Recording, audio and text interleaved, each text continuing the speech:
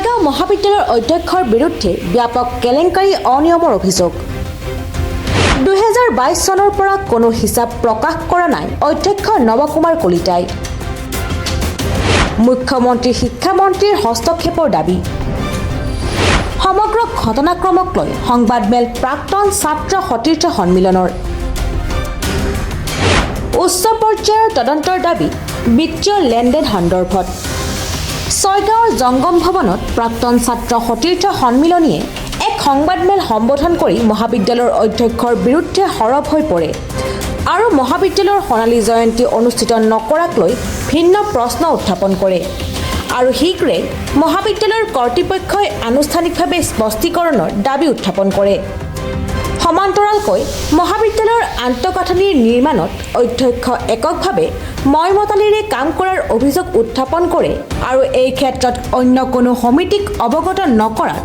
অনিয়ম সংঘটিত হোৱাৰ কথাও প্ৰাক্তন ছাত্ৰ সন্মিলনীয়ে প্ৰকাশ কৰে ছয়গাঁও মহাবিদ্যালয়ৰ অধ্যক্ষ বা ছয়গাঁও মহাবিদ্যালয়ৰ আভ্যন্তৰীণ পৰিস্থিতিটো সম্পৰ্কে বিগত কিছুদিন ধৰি বিভিন্ন ধৰণৰ বাতৰি প্ৰকাশ হৈ আছে সামাজিক মাধ্যম বা সংবাদ মাধ্যমত গতিকে এই সম্পৰ্কত আমি বিভিন্ন সময়ত এই গোটেই কথাখিনি আমি প্ৰাক্তন ছাত্ৰ সতীৰ্থ সন্মিলনে আমি পৰ্যবেক্ষণ কৰি আছোঁ আৰু এই কথাখিনি যেতিয়া মানে চূড়ান্ত পৰ্যায় পোৱা বুলিয়ে ধৰিব লাগিব কাৰণ বিগত সময়ত প্ৰায় প্ৰতিদিনে বিভিন্ন ধৰণৰ বাতৰি প্ৰকাশ হৈ আছে এইটো ফলাফলৰ ক্ষেত্ৰতে হওক আভ্যন্তৰীণ হিচাপ পৰীক্ষাৰ ক্ষেত্ৰতে হওক বিভিন্ন বিত্তীয় অনিয়মৰ ক্ষেত্ৰতে হওক খেলুৱৈসকলক দিবলগীয়া সা সুবিধাৰ ক্ষেত্ৰতে হওক গতিকে এই কথাবিলাকৰ সম্পৰ্কত আমাৰ ইতিমধ্যে প্ৰাক্তন ছাত্ৰ সতীৰ্থ সন্মিলনৰ সভা অনুষ্ঠিত হৈ যায় আৰু এই সভাত আমি এই গোটেই কথাবিলাক অতি গুৰুত্ব সহকাৰে আলোচনা কৰা হয় আৰু আলোচনাৰ পিছত আমি এটা কথা মন কৰিছোঁ যে এই কথাবিলাক নিশ্চিতভাৱে একো নোহোৱাকৈ কিবা এটা কথা ওলোৱা নাই আৰু ইয়াৰ নিশ্চয় সত্যাসত্য থাকিব পাৰে গতিকে আমি অধ্যক্ষ পোনপটীয়াভাৱে অধ্যক্ষকো আমি দোষাৰোপ কৰিব খোজা নাই কিন্তু কথাটো হ'ল যে যিবিলাক কথা উত্থাপন হৈ আছে অধ্যক্ষৰ বিৰুদ্ধে বা পৰিচালনা সম্পৰ্কীয় যিবিলাক কথা ওলাইছে এই কথাবিলাকত আমি অধ্যক্ষগৰাকীয়ে বা পৰিচালনা সমিতিয়ে আজিলৈকে কোনো ধৰণৰ স্পষ্টীকৰণ দিয়া নাই সামাজিক মাধ্যমত গতিকে এই কথাখিনিতে প্ৰতীয়মান হৈছে যে নিশ্চিতভাৱে তেওঁলোকে কিবা নহয় কিবা ইয়াত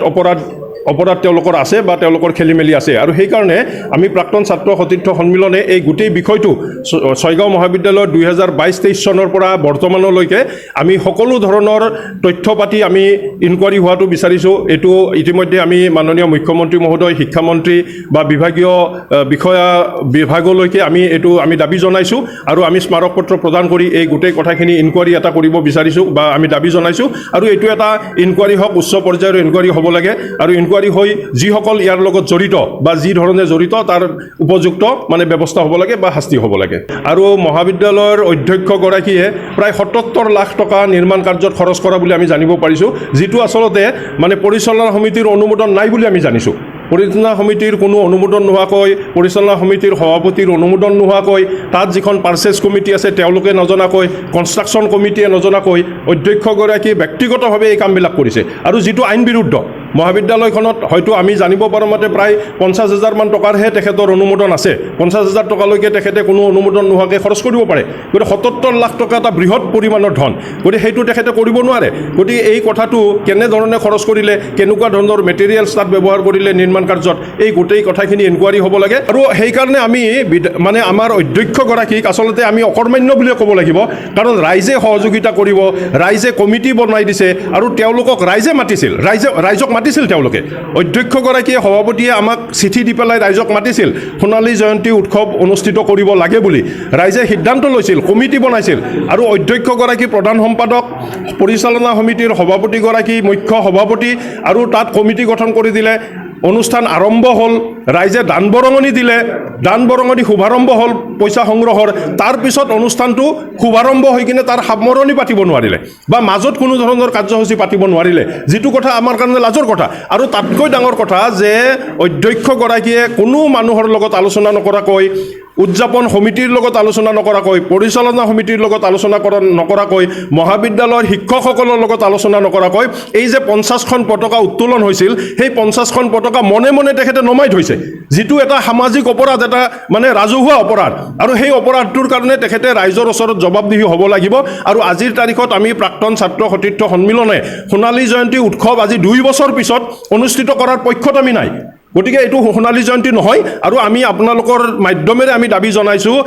অতি সোনকালে সভাপতি আৰু সম্পাদকে ৰাজহুৱা সভা অনুষ্ঠিত কৰি তেওঁলোকৰ ব্যৰ্থতা স্বীকাৰ কৰি এই যে ৰাইজৰ পৰা পইচা উঠাইছিল সেই পইচা ঘূৰাই দি পেলাই সোণালী জয়ন্তী উৎসৱ পাতিব নোৱাৰা বুলি তেওঁলোকে ক্ষমা খুজি পেলাই এই কমিটি ভংগ কৰি দিব লাগে, এইটো আমি দাবী জনাইছোঁ। ছয়গাঁৱৰ পৰা Ahmad Ali report, Pratah time digital. শদিয়াৰ পৰা ধুবুৰীলৈ, বৰাকৰ পৰা ব্ৰহ্মপুত্ৰলৈ সকলোৰে মাজত চিনাকি এটা নাম প্ৰাতঃ টাইম। থলুৱা ভাষা, কৃষ্টি আৰু সত্য বাতৰিৰ আধাৰত প্ৰতিষ্ঠিত খবৰ প্ৰাতঃ টাইমৰ প্ৰতিটো বা বাতৰি পুংখানুপুংখভাৱে চাবলৈ Facebook, YouTube, website, Twitter, Instagram আৰু ব্লগাৰ পেজত লাইক আৰু ফ'ল' কৰক। ধন্যবাদ।